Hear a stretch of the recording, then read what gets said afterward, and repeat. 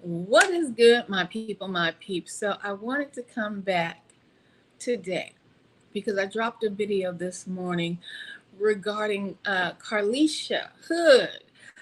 Yeah, well, I got an update for you. The mother who was arrested and her 14-year-old son who was arrested and charged with murder. We talked about that this morning.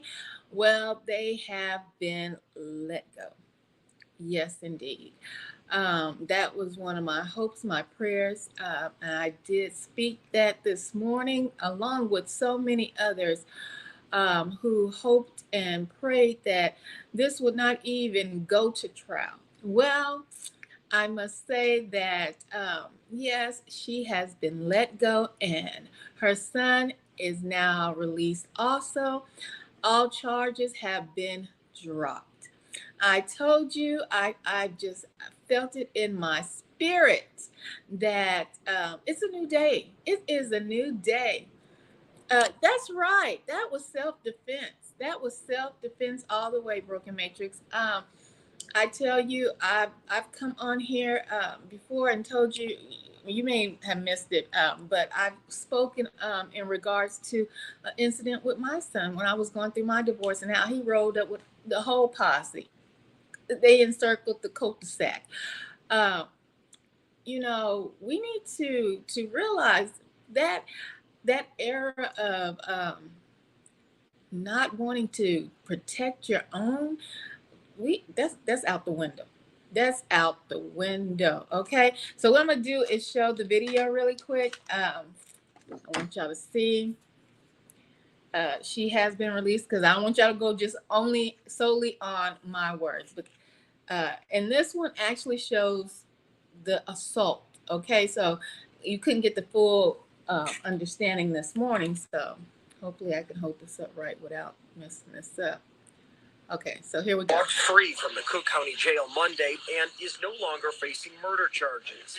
Charges were also dropped against her 14-year-old son. This goes beyond an injustice. Frankly, it's a miscarriage of justice as to what happened to this woman and her son. CBS 2 legal analyst Irv Miller says charges, let alone murder charges, should have never been approved in this case. It's a situation where either charges should have been rejected or at the very minimum, they should have been continued for investigation rather than just, say, okay, murder charge, send them to court. The charges stem from the fatal shooting of Jeremy Brown inside the Maxwell Street Express in the West Pullman neighborhood. Video posted to social media shows Hood arguing with Brown inside the restaurant. Hood then texted her 14-year-old son, who was waiting outside in the car.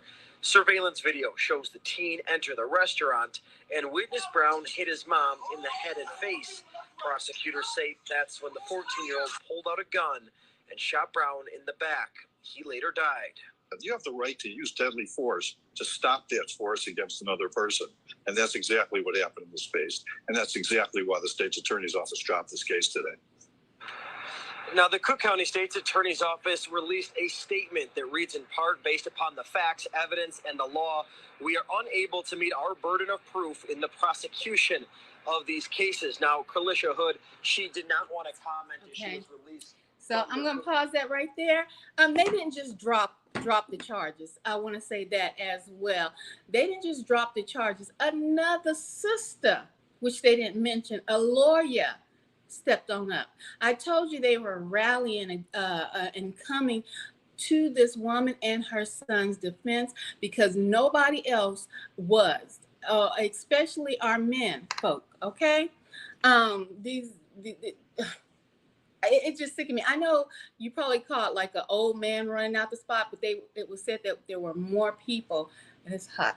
There was more people there, and it was men that didn't do nothing. So everything was dropped. I'm so happy that those charges were dropped and both were set free. Okay. Yes, indeed. He was out of control for even taking it that far to that level. Yeah. Oh, goodness, what a female. I would have done the same without thinking twice. Okay. See, although, us as people, with family members and things. We get into it with our mothers and our fathers and things like that. I am no exception to the rules. But baby, my mom think I be playing with her when I say call me if something pop off. Call me. I'm not playing, and that's real. You know what I'm saying? Because people out here, they wilding. Where my fan at? They out of control. Okay. Yeah. What? Okay. I'm telling you, and that little boy, what he kind, and not that just because of the case, he kind of reminds me of my son because that innocent look that he had. You know, I don't know if you guys seen the picture of him when he was sitting down and everything like that. Let me tell you, the innocent one, the ones that look quiet, the ones that, yeah, you better watch out because you never know. You got the right one today, you do the wrong thing. Okay, you got the right one if you do the wrong thing. They be underestimating people. They be underestimating. Uh-huh. The system just wants bodies. That's right. Because the prosecute, I mean, it was like she got arrested that night. Like they went, I don't know exactly the time frame, but it was quick, y'all. It wasn't like no week. No, they came and got the baby and her that night, okay, or the next day. It wasn't no we gonna wait, and the charges was already on the books, honey. With a $3 million bond. Come on now, and I thought Chicago had that.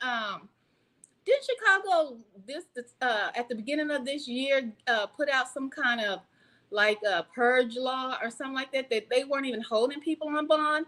Child, they gave that woman a $3 million bond and charged her, and I don't even know what they was thinking. They just want, like you said, bodies in the prison. I admire him. That should be every child. That's right. Responsibility. Don't hit to one who brought me in. I know that's right. Don't hit the one that brought you in this world. You know what I'm saying? And let me say this, because I know a lot of people go through things in life, and my mother has, like, she raised a lot of foster children, right? So I have a lot of foster brothers and sisters, and they still come around to this day, right? But they still, and a lot of, I'm going to say a lot. I'm not going to say all, but a lot of foster children, they have some horrible stories, some nightmare stories of their treatment from their own biological parent, right? But let me say this. Although those foster children had, I mean, horrific stories, they still wanted to see their parents, and they still had a love for their parents, and they still, and it's even it's just something I believe that's innate within us as people, you know. Although they went through so much abuse, and a lot of them could remember it because a lot of them were like infants or things like that, and they still had some form of love for their parents. It might be what they call trauma bonding or whatever, but I think it's still on top of that trauma bonding, it's something just within us, right? Also, I don't know, guys. I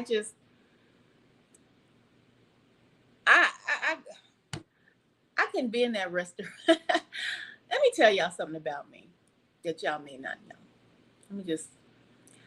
I couldn't have been in that restaurant before her baby came in. I could not be in the restaurant. What you saying? The TIs. Is that the TIs, or did they go with that sentence? Let me see.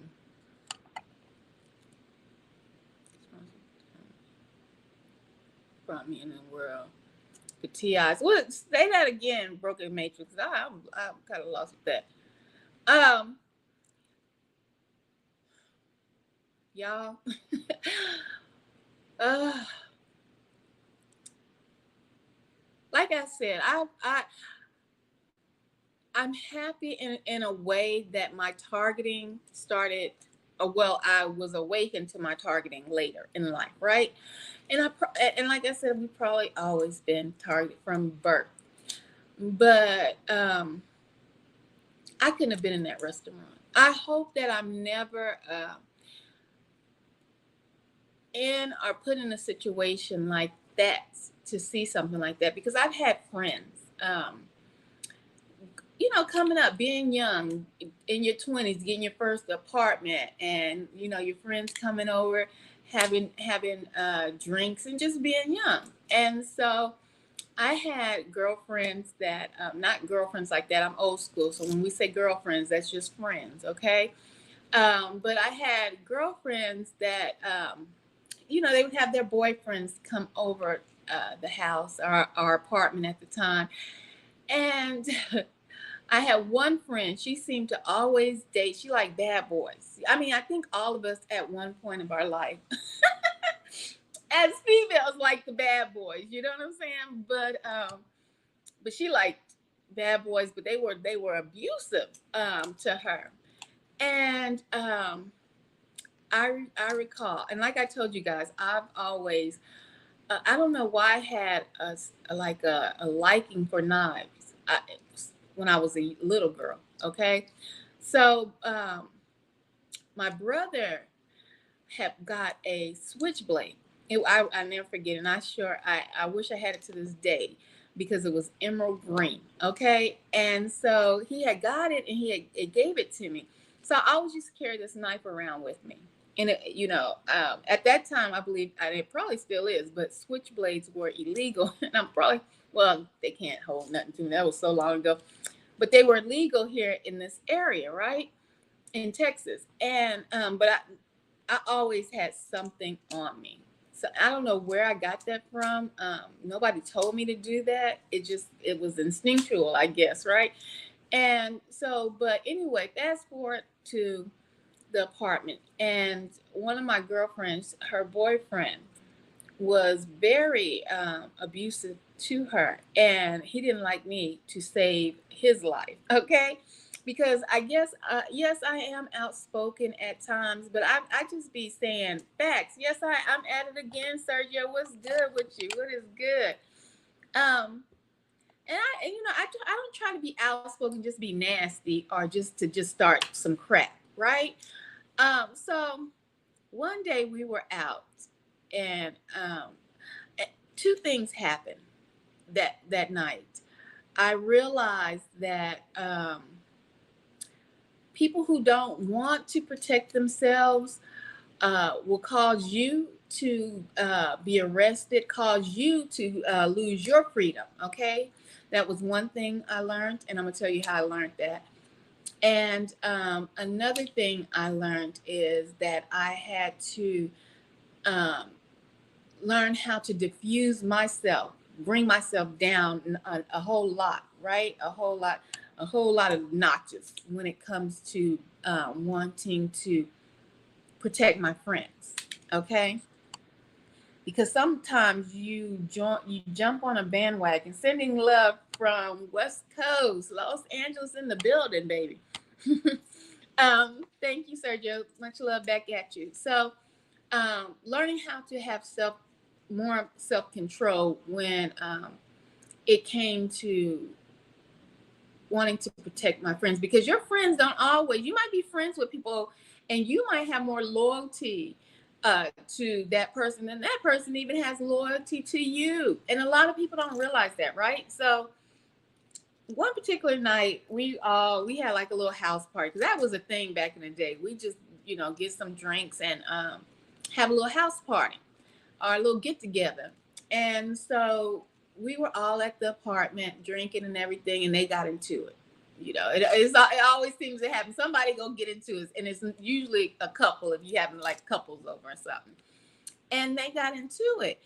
And so I don't know how I wind up in the street, but it seemed like all house parties or some wind up outside on the street. So, matter of fact, I remember how it wound up on the street. They was in the house, and oh, I don't know why men do this. I think it's it's somebody, if you're a man and you know what I'm talking about, let me know if that's just a form of disrespect, but it's never said, but it's done. And to me, I think it's a form of disrespect when a man will take, like we were drinking, right? And he had a beer. And so he has his beer in his hand and he's talking to her. And she said something that obviously he didn't like. And we were in the apartment. And so he takes his beer and he takes it and he just starts dumping it all on top of her head, right? And she's just like, just screaming and just, but not stopping him or.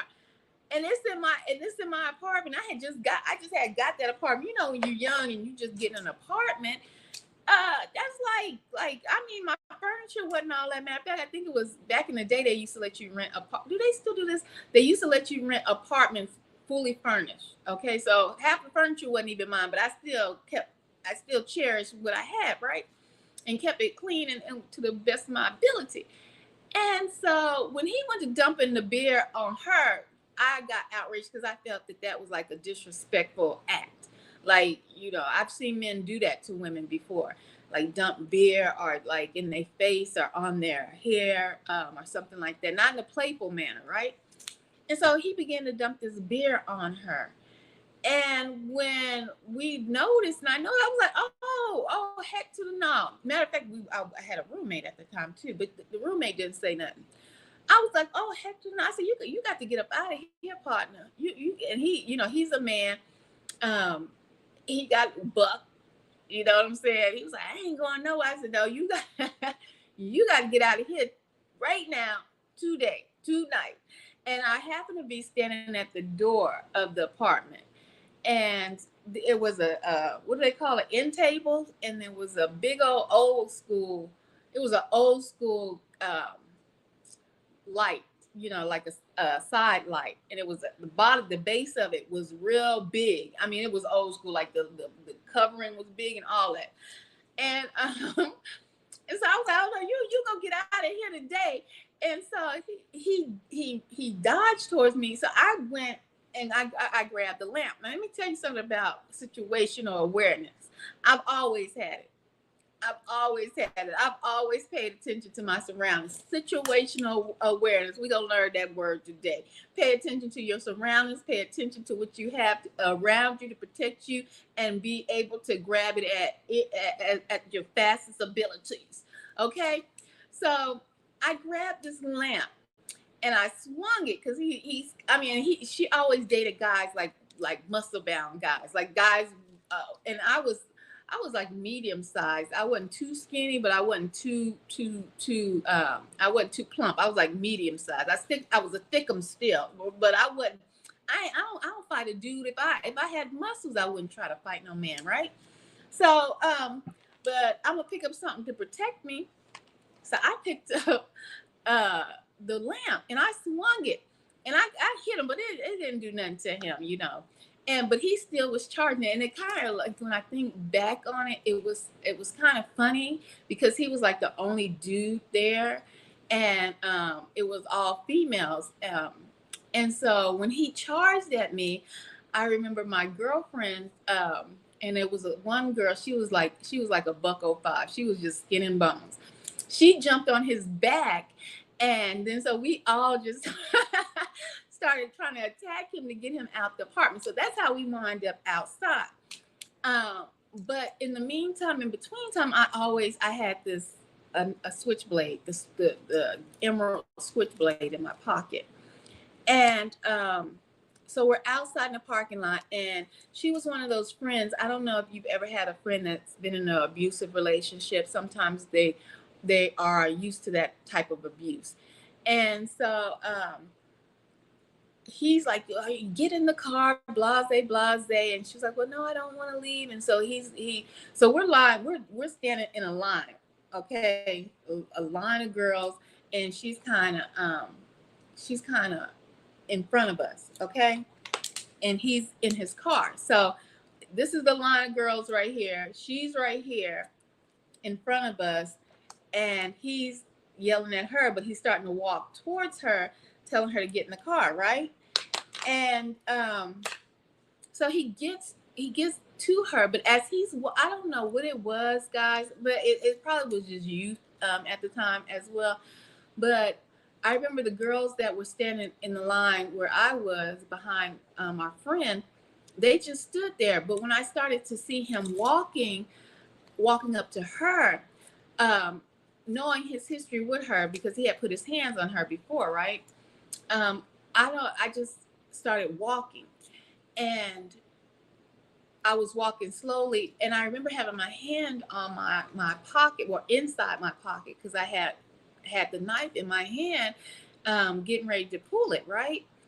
And so as he's walking towards her to get ready to get her, I said, so and so, I'm not going to say her name because she passed away, but I said, so and so, I said, you ain't got to go with him. Come on back to the apartment, and we'll get you home, blah blah blah. And he was like, shut up, telling me to shut up, and so he reaches to grab her, and I was like, no, come back. So I reached to get her too, and then when she was like, no, I'm gonna go with him, blah blah blah, and it felt as if we knew that this man had beat her before, not once but several times, right? And I had my hand, one in my pocket and one on her, and when she turned to me, and she was like, almost like, no, I'm gonna go with him, that actually snapped me out of uh, um, the protection mode, the almost losing my freedom mode, because I literally was going to juke this dude, okay, shank him like they say in prison, um, because not only has she had her run-ins with him, but I knew how violent he could be. But when she did that, no, and turned towards me and was like, no, let me go, I'm gonna go with him. I'm glad that happened at that moment, because that let me know that loyalty was not there, and her own self-preservation was not there.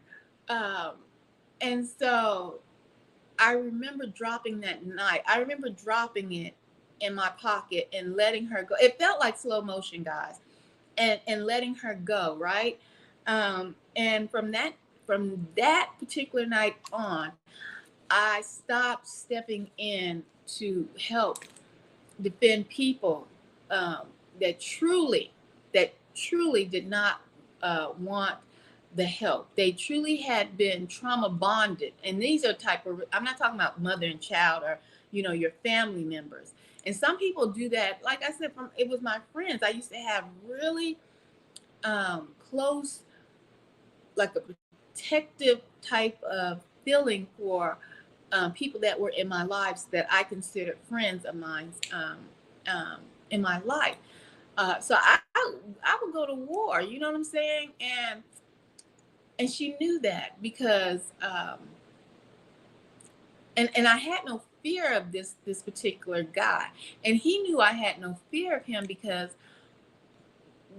one incident they had gotten to it, and we were at a like a 7-Eleven, a convenience store.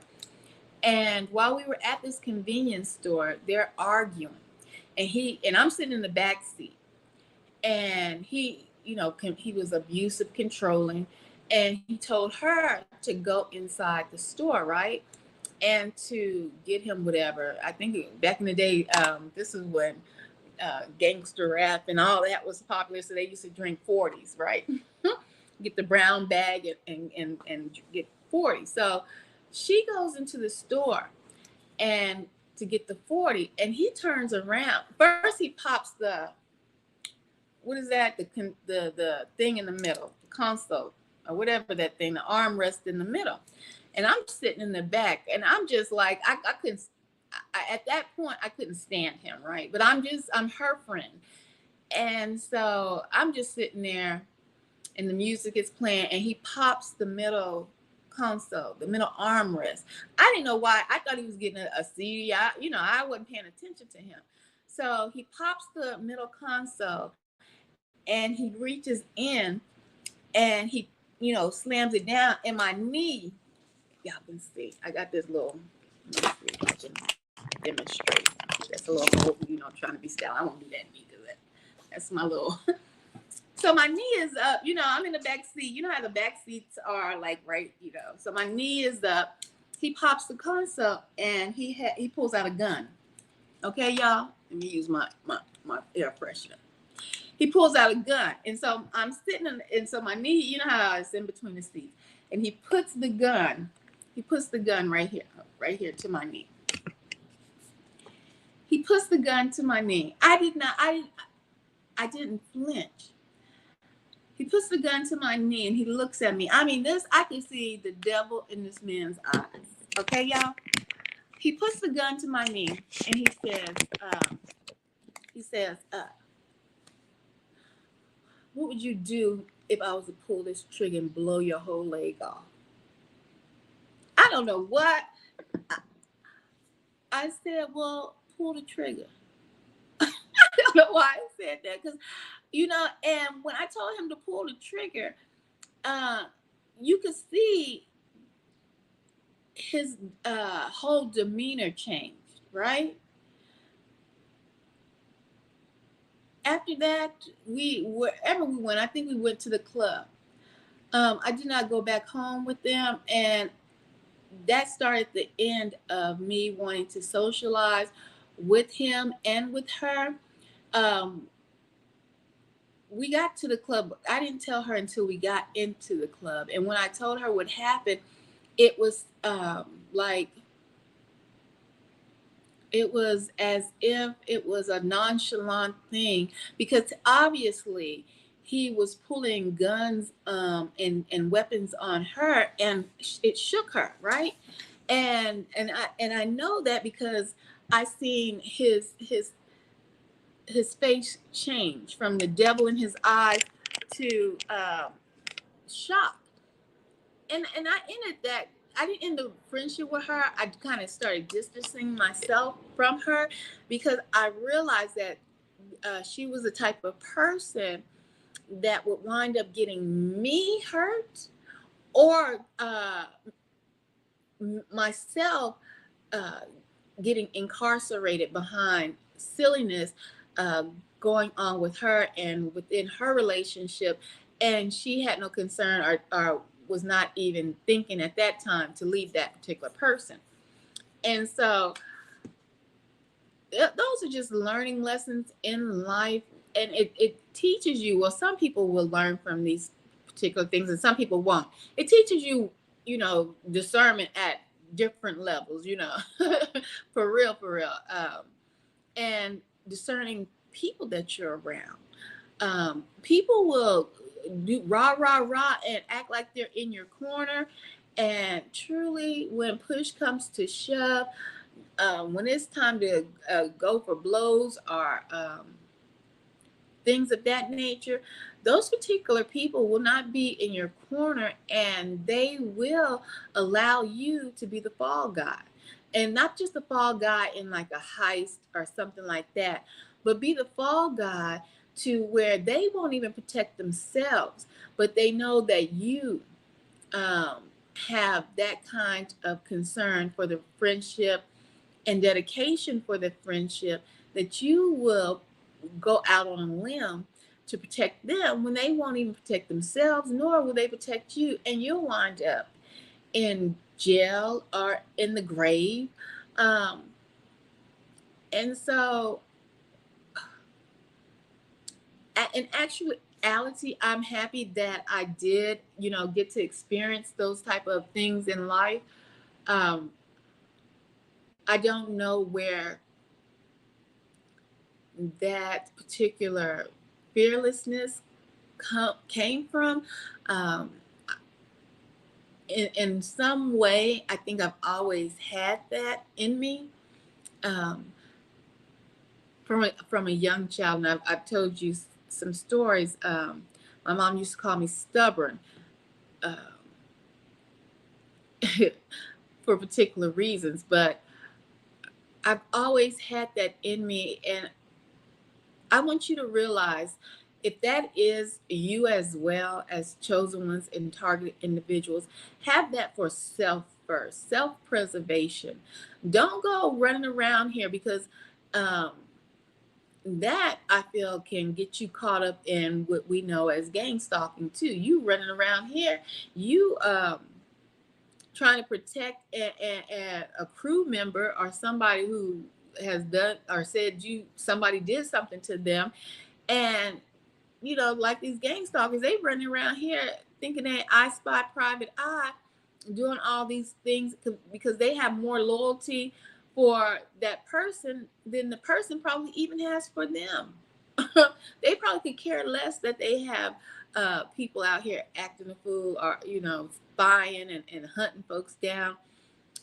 It just amazes me that some people, they have more respect and loyalty for others. Have that for yourself, especially in the times that we're in, the times that, I mean, it's here. The streets, things are going to get wild, you know. Um, they are just going to get wild. I can't recall if this guy I saw on I think it was TikTok, who he had a prophetic dream, but this dream was like in 1990 or something, but it was about the times that we're in today. And he was talking about how he had saw the Russian ships outside, on the ocean where they'd been for a minute, the submarines and China, and how there was a blackout. He didn't know what the blackout was from, but when they eventually were able to get the lights on, how it was like total anarchy, right? Just total mayhem. And if you've heard, I think it's in Matthew's when the prophets ask, "How will we know when the end times are near?" And one segment of that is where it says brothers will turn on brothers, sisters, mothers will turn on, they'll turn on each other. And so just imagine if family members turn on you, and we know some people who are targeted individuals, we've already experienced that in some way or another, but we may still um, maintain some kind of contact, but you have discerned how much information that you can divulge to these people because of some of the backstabbing and betrayal that you've received being a target individual. And this was prophesied. So this man was saying how when these lights went out in his dream, and how people were just killing each other, like on the lawns, and because they were trying to get food, because a lot of people just do not believe that there's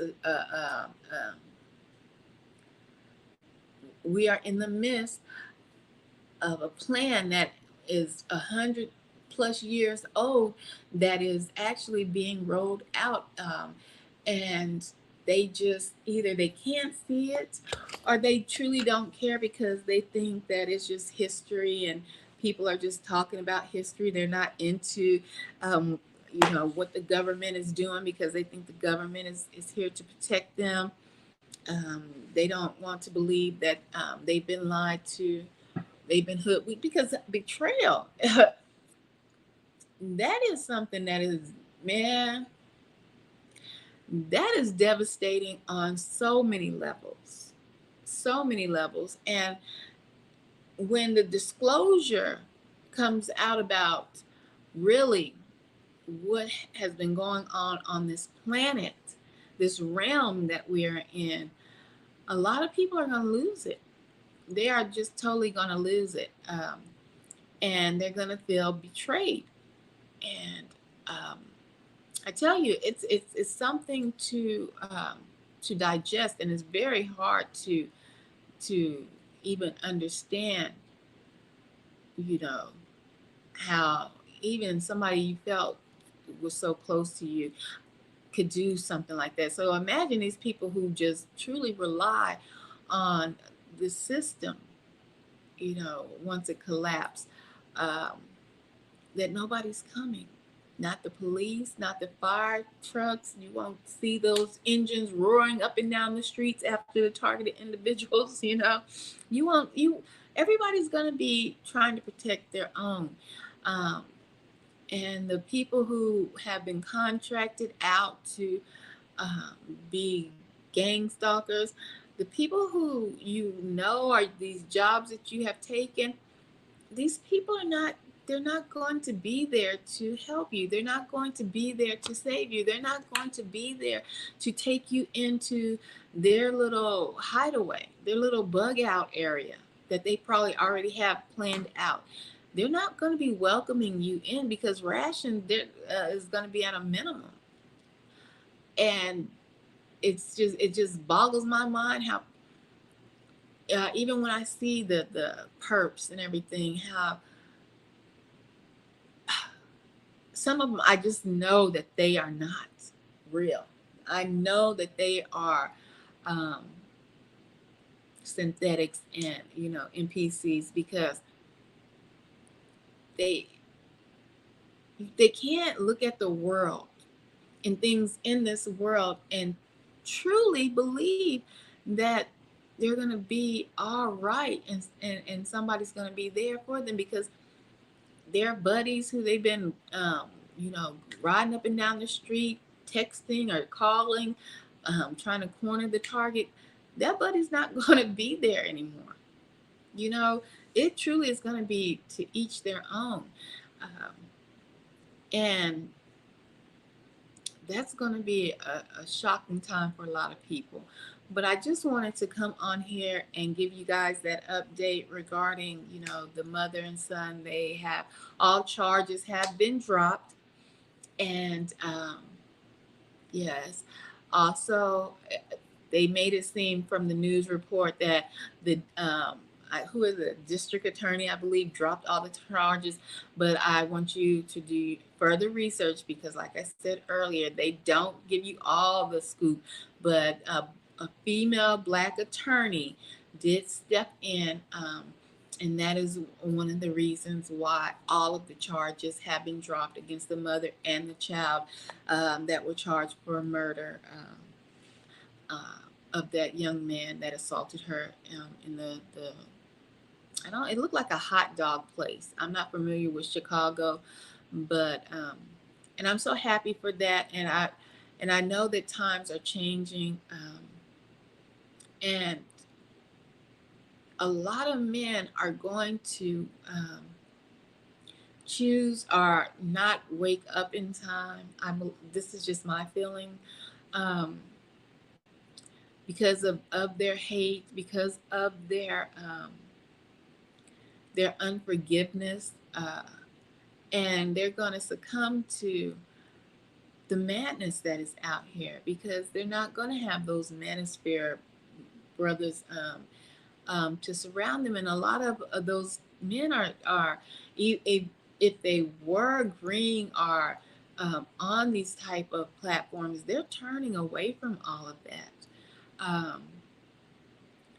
because it's just really foolishness. And what I want to do is I'm going to drop a video, and it speaks more to what I have been saying regarding this being an agenda in our community, with everything. Had it not been for an educated Black woman stepping up and probably had been watching what was going on regarding this case, because it was a firestorm on social media from people talking about it with the mother and child. Had it not been an educated Black woman who was a lawyer, step in and advocate for the mother and the child, they most likely would still be locked up with no help, and without that 3 million, especially for the mother to get out, right? And the clip notes, if you will, of the agenda. One of them was bashing educated Black women, as if Black men couldn't get educated if that's the route they wanted to go. And I'm not saying education is the be all end all, but that was one of the talking points across social media, especially after rest in peace Kevin Samuels, was I got a PhD, and and it just blew up that Black men, it seems as if they truly were upset and pissed off that Black women were going and getting an education, and getting degrees, and being able to be self-sufficient, and that just, it was a clip note. It's just part of the agenda. Well, the thing is, an educated Black woman was able to come to the aid of those peoples. And that could be the same thing that can happen in the lives of Black men who may find themselves with their backs against the wall with a $3 million bond. And they don't have that $3 million to get out. And if it's not for somebody stepping in, they could brought or be railroad or and sent to prison, like the status quo, like it has always been for them and for Black women. But it's truly been an agenda. There has been a video where it showed multiple news stations. I don't know if you guys seen this video. It's kind of old, where on this video is showing multiple news stations of these reporters, and they're saying, breaking news, the sky is falling, just for instance, breaking news, the sky is falling. And then it's just popping up. And all of them are saying the exact same thing. An agenda. The greatest mind washing technique is mass media, whether it be your TV or your radio or social media now. That is one of the newer elements to brainwashing people. So I've said it time and time again. I have not backed away from what I said. I said that was an agenda to destroy the Black woman, and a lot of Black men hopped on those talking points, whether it be Black women shouldn't have an education or it doesn't mean anything. All Black women, most of them are on a welfare. All Black women take their babies' daddies to court and put them on child support, which is the biggest farce. Okay, because that and let me just digress for a minute with that.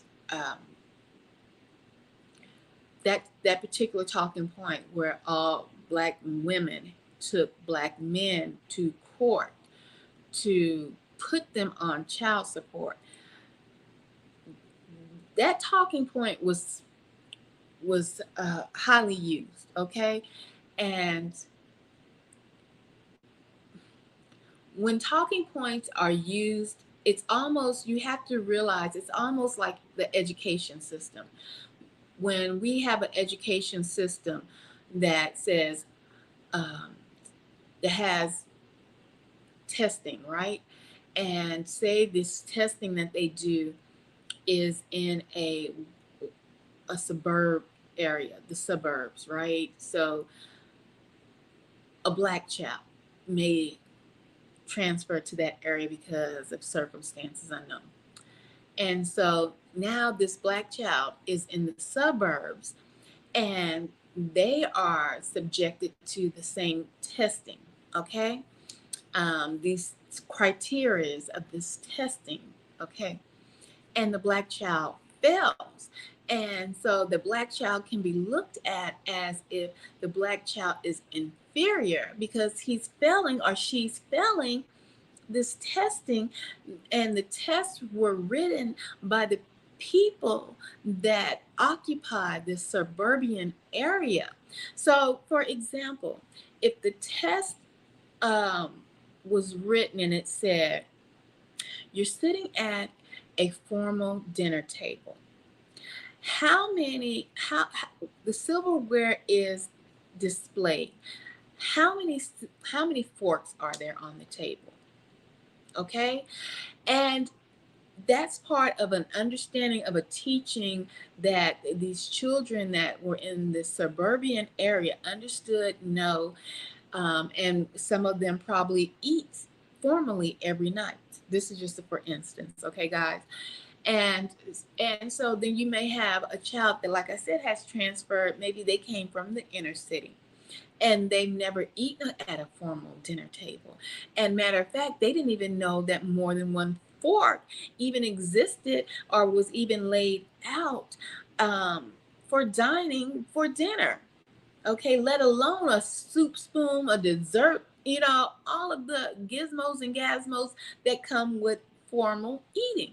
So this child comes from the inner city into a region, and the curriculum is totally different, and is required to take this test and pass it, and but does not even understand the curriculum, has never even been taught that curriculum. Okay, so I wanted you to lock that for instance, that what I just told you in with the agenda that was given about Black women, and Black women take their baby fathers to child support court is a farce. Okay, because if they so-called chose wrong, which is another push it off on both parties having equal responsibility, but they're saying these Black women chose the wrong partner to have a baby with. So if the dad left, they're not even addressing that issue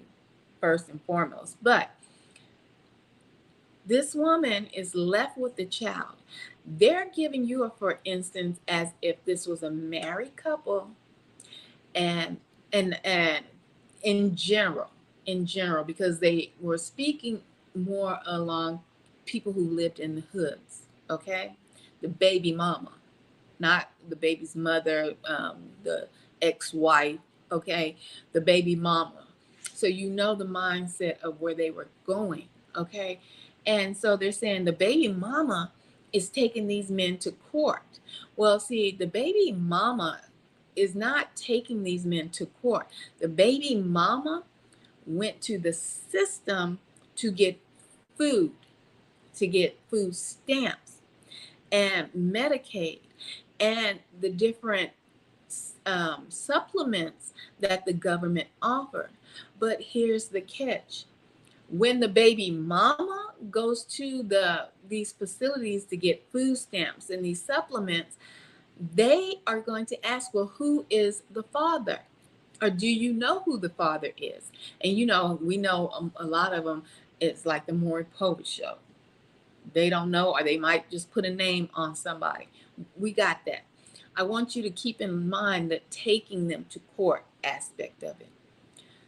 So the government system will say, you can have the food stamps, the Medicaid to take your baby to get checked up, and we're going to give you some money as well, a stipend, if you will. We're going to give you this money. And so she fills out the paperwork, her name, the baby name, the daddy name, the hospital, whatever is the requirements of getting these food. I keep saying food stamps. I'm old school. They don't even do food stamps no more. But the what do they call it? The SNAP program. Okay. Which is sister, y'all might see me down and try to get me some SNAP benefits. I ain't mad at you. Okay.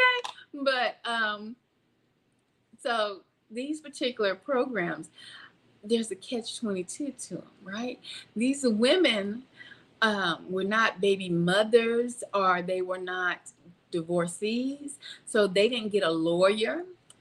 And I'm talking in general, okay? Like this agenda was having all these men sounding like those newscasters I was just telling you about, that sound like robots, and they all had the same script. They didn't take them to court. The government took them to court. The government found them and tracked them down from the paperwork that mother went to get the assistance for getting the food and the money and the housing and all of those aid, all that aid that she got. It was a catch-22. Okay, the catch-22 is we are going to try to track down the baby's father, whether you lied to us or not. Because and I'm not letting Black women off the hook, because some of them, a lot of them, have lied on men. Okay, and railroaded a lot of men, and they wound up paying child support for children that weren't theirs. But that's not what I'm talking about right now. I'm just talking about how this generalization of the agenda is false. Okay, so the government, once they get all this information, and so now this woman is able to feed the child that was abandoned by the father that ran off, or the father that is unknown.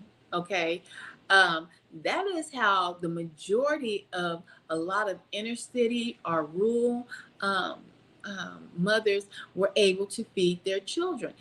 It wasn't that false narrative of the baby mama took me to court.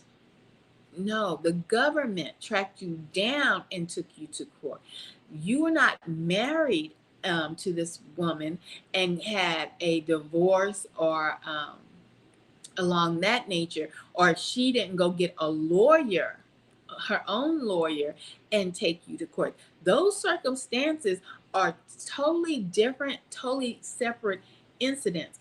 Just like the idea I gave you regarding the testing of suburbia and bringing an inner city child from out of the inner cities to suburbia, and expecting him to know certain aspects of testing that he doesn't even understand that curriculum, let alone that lifestyle possibly. Okay, so he would never really pass that test until he got acclimated into that system and understood about formal dining. And that's just for instance.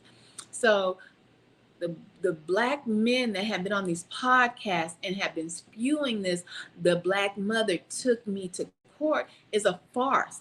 The government took you to court after they tracked you down, whether you were lied on or whether you were the real baby's daddy.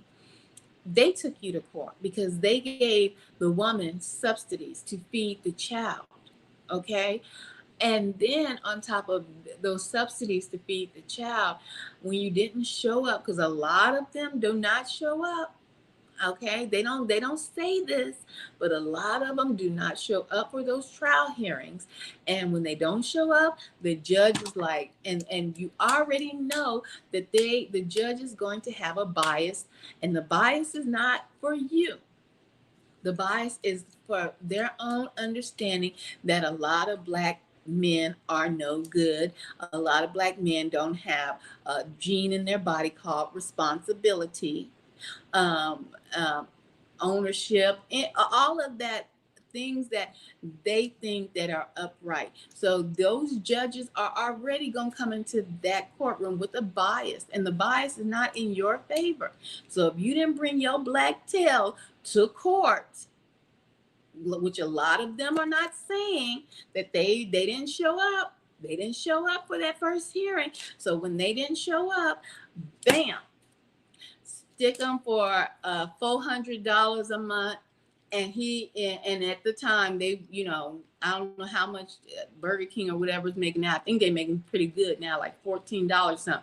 But before the increase, they probably was making minimum wage, and now they like, well, how am I going to pay that? So then they keep skipping out. Then there's another court hearing because they say, well, I want it lower, and then they go and they get another court date and have time. Bam, they don't show up again, and now they state hopping.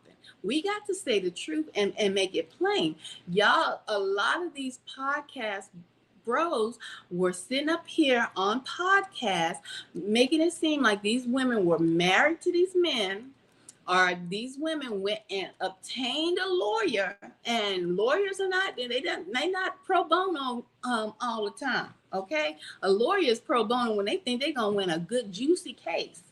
That's when you get a free lawyer, not when or they have sympathy for you. But with all these babies that was popping up, and Israel can pop out some babies, okay? So with all these babies being popped out, I mean, shoot, it was some men on, I think it was an Oprah show, or Ayana Fix My Life, men having 30 and 40 kids, one man. Come on, y'all. We got to be real with ourselves. Stop this false lies that were being spread. So it wasn't a situation where it was and I'm not saying that they're not situations like that where there was a divorce or a marriage. I'm talking about how it was spread across social media with the generality of baby mama, not ex-wife, not the majority of these big so-called baby mamas obtaining a lawyer. No, the government took you to court. The government slapped you with all of these fees for child support because you didn't take your tail up in the court system when they summoned you and pleaded your case. That's what happened. And if you was honest with yourselves, you would say, that's what went down. Okay. And then after that, you went hopping from state to state trying to run from your child support payments. And then you got put into the arrears. And now you got to pay all this money just to catch up. And your child 20 years old. And you still paying child support. I don't mean to laugh, but y'all know that's how it go down. But y'all don't want to be real with yourselves. You don't want to be real with yourselves because you're so mad at you're mad at your inner self, and you're mad at the woman that you picked too, because we gonna stop saying she picked wrong, because these men picked the wrong women too, and you're mad at yourself because you done picked somebody that you should have told your Willie Johnson go to sleep. But Willie Johnson wanted to go out dancing that night, and he went and danced and brought home 2 twins. And so now you mad at yourself. And somebody came along with some talking points, and you that fed your ego. That fed your broken soul inside. That's what that did. The agenda fed a lot of broken, angry Black men's egos and their soul inside. Finally, they get to blame it once again on the Black woman instead of taking responsibilities for their own actions that they aided in their own demise in this system. And it was, well, the government gave them housing. Well, that was also gave the woman housing. That was also a catch-22. That was never for her as well. That was another mind control aspect to get in and cut off the head. Okay? What they say, even with your enemies or with the snake, you cut off the head. Okay, what is the head? The head of the house, huh? Come on, y'all sure can preach it now. What is the head of the house? The head of the house is the man. So they got into the gracious welcome mat that a lot of you brothers laid out when you started going in and pumping and dumping and running from state to state and not providing. And so these women, half of them was teenage mom. Brenda got a baby. Okay, hold your head up. Teenage moms, and getting kicked out their house because they was fast, and they grandma and big mom told them not to be fast. They went out there and got that slick talk that some of y'all men heard from the pimp on the corner. From the pimp on the corner, they've been pimping all them women. They stand on the corner. Y'all know how to go down, but y'all want to sit up here and play crazy. Y'all want to sit up here and play like y'all had no clue what was in front of you. I'm talking to Black men now. They wanted to sit up here and play crazy, like they had no idea that was they was innocent in all of these transactions. No, you got the pimp game from the pimp on the corner. He was coming, he was transitioning from the 70s to the 80s, and y'all had the pimp game on lock, and you was flossing, and you thought you was suave, and you ran up in a couple of folks, and you didn't have the whole game planned out. Come on now. So Brenda got a baby, and Brenda gets put out the house because her mama said, yep, go out in the street and keep your head up, because mama wasn't having it. So Brenda got to run down to the child support office. And it ain't even a child support office. Y'all know it wasn't good and got doggone well. It wasn't no child support office. Brenda had to run her tail down there to figure out how she feed the baby, because she ain't got no money. And the baby is almost 3. She can't keep breastfeeding the doggone baby. She ain't had no chi-chis as it was. And the milk is about dried up in her breast. She can't feed the baby no more. They need food. And so the system did the double okie doke. Okay? Not only did the system play the black man, but the system played the black woman. And they chopped off the man's head, which was the ones that ran away, and let the system give the woman the food, and all of it was a loan. It was a loan. They didn't care about the food. They didn't care about the little Medicaid, because the Medicaid and the food, they wanted you to get this Medicaid so we can come on, bring your baby on down here so we can dose them up with a couple of them shots, so we can test to see who is real or who not.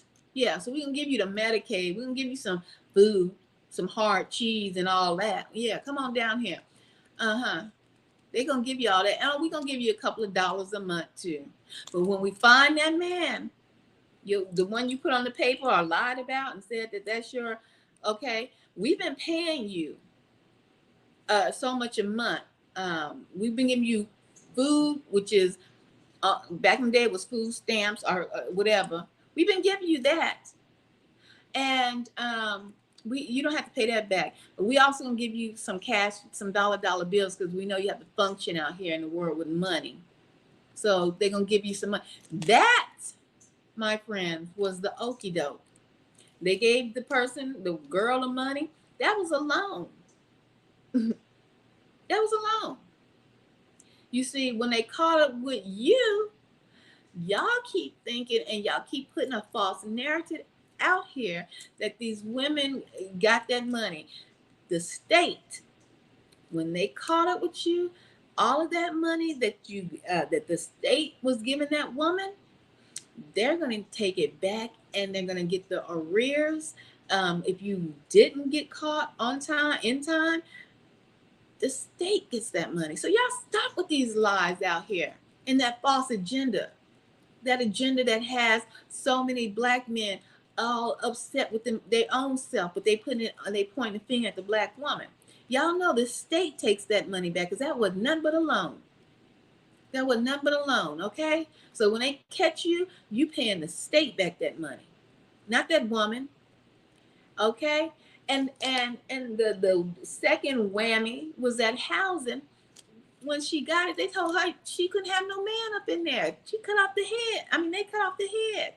But a lot of y'all, if truth be told, if you was honest with yourself, a lot of y'all know y'all was still staying up in them housing, even though that woman was getting free housing, Section 8, paying half of the rent, or government paying half of the rent. A lot of y'all men was stand up in those houses with those women. Y'all act like y'all was out here just in your own condominium somewhere, out here living your best life. No, you was laid up with the next one, who living in housing somewhere, and you was up in that housing making another baby, while the other woman got housing across the way. So y'all, come on now, come on. It's all been a hustle. All of it was a hustle. But y'all want to sit here and rock about yourselves this week. Y'all done got on a tangent. That doggone agenda just pisses me off when I think about it. And when I think about it, and then it really pisses me off when I see men of my age, men Gen X, Y'all know what's going down. But y'all on these little podcasts and co-signing to the BS that you know is BS. You know it's BS. Okay? Y'all know it was a pimp culture. Y'all know it was the rap game. What did that do to the culture itself alone? The gangster rap, what did that do to the culture itself alone? Y'all need to wake up and wake up fast. Ain't nobody gonna have sympathy for y'all. Y'all are in Jacob's trouble and it's getting hot in here. Okay? My goodness. But I'm telling you, from that little boy today, well, they got out today. The one that shot that man dead. Let me say this. I don't condone murder. I condone self-defense. Woo! Let me say that one more time. I don't condone murder at all. I'm totally against murder. I condone self-defense. Yeah. And warriors are here. Some of them are in these little young bodies that you see. They're here. Yes. And they not falling for that little a wimpy, whiny, it ain't my fault. Did I do that? They ain't falling for that. Warriors are here. Okay? And a lot of these men that have fallen into these manosphere and this red pill society and all this podcast mumbo jumbo and the lies that was told. Like I said, I'm gonna drop a video and show you just how those newscasters were repeating themselves. These podcast folks was repeating themselves, and it was straight scripted. And it was straight scripted, and it's gonna show just like those newscasters kept repeating themselves. Those podcast bros and the manosphere and all repeating the same agendas, talking points.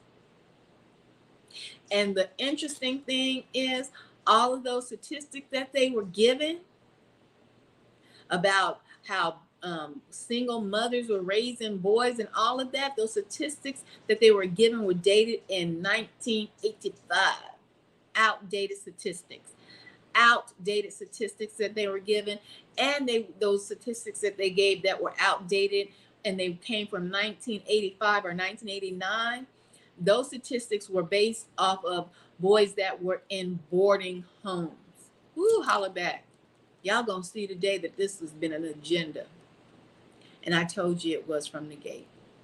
I am not a game out here when I say something is wrong, something's up. I'm sticking to my guns. They about to turn on all of them. It reminds me of the scripture in the Bible. I want to say Gilead. I don't know if you guys have heard of Gilead. I've heard of his story, but his name, when I listened to his story again, his name stuck. And they were going to war, right? And a lot of these manosphere guys and these podcast bros and these red pill takers of lies and the agenda, it reminded me of as if they were being vetted. Like Gilead had to vet some of his soldiers, right? They were getting ready to go to war. And so some of them were podcast bros, wimpy, crying, blaming folk, right? And so the Most High said, well, Gilead, take some of these men, take them down to the river, right? And the men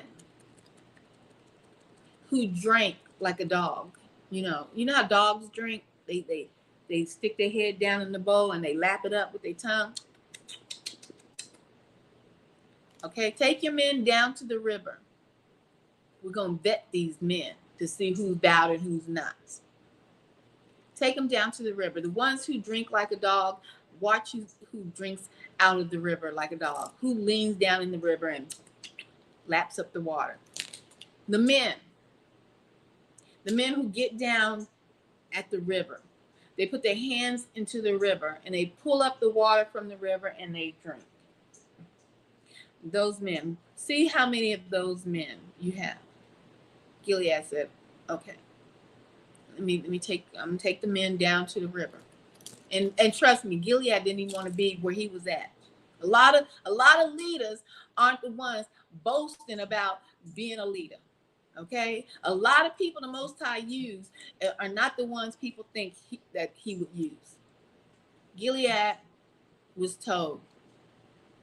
Now, the men that drink like a dog, send them home. And the ones who pick it up, drink, get the water, drink, those are your men. You take the war. Vetting these men. Okay?